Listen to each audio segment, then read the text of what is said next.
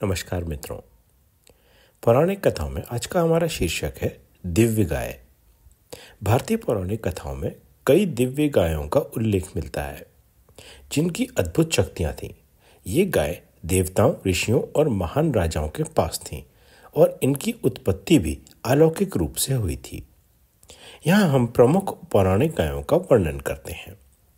सबसे पहले कामधेनु, सभी इच्छाएं पूर्ण करने वाली गाय। कामधेनु समुद्र मंथन से उत्पन्न हुई थी और वेदों में इन्हें अद्भुत और दिव्य गाय बताया गया है। यह एक ऐसी गाय थी जो अमृत तुल्य दूध और इच्छित वस्तुएं प्रदान कर सकती थी। इसे स्वर्गलोक में रखा गया, फिर वह महर्षि वशिष्ठ के पास चली गई। दूसरी, नंदिनी, वशिष्ठ की दिव्य गाय। नंदिनी कामधेनु की पुत्री थी और इसे भी महर्षि वशिष्ठ के आश्रम में रखा गया था। यह भी अपने स्वामी की इच्छाओं की पूर्ति कर सकती थी। यह हर तरह की सुख समृद्धि प्रदान करने में सक्षम थी।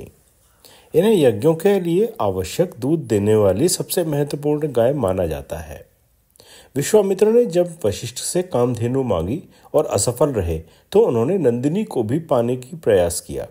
नंदिनी ने अपनी शक्ति से विश्वामित्र की सेना को नष्ट कर दिया था, जिसके बाद विश्वामित्र तप में चले गए थे और अंत में अपने आप को ब्रह्मर्षि पद प्राप्त करा सके। तीसरी है सुरभि गाय। यह दिव्य आकाशीय गाय थी। सुरभि को ब्रह्मा जी ने स्वयं उत्पन्न किया था और यह सभी गौवंशों की आदि गौ मानी जाती है। इसे स्वर्गलोक में रखा गया और इसके वंश से ही पृथ्वी पर सभी गायें उत्पन्न हुईं। इसे पवित्रता, शुद्धता और करुणा का प्रतीक माना जाता है। इसके आशीर्वाद से राजा और ऋषि धन, सुख और समृद्धि प्राप्त करते थे।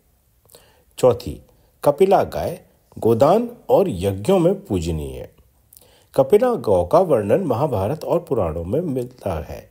यह भगवान विष्णु की कृपा से उत्पन्न हुई थी और इसकी पूजा विशेष रूप से यज्ञों में होती थी। इसका दूध विशेष रूप से यज्ञों और धार्मिक कार्यों में उपयोग किया जाता था। यह ज्ञान और धर्म की प्रतीक मानी जाती थी। पांचवी, अमविदा गौ।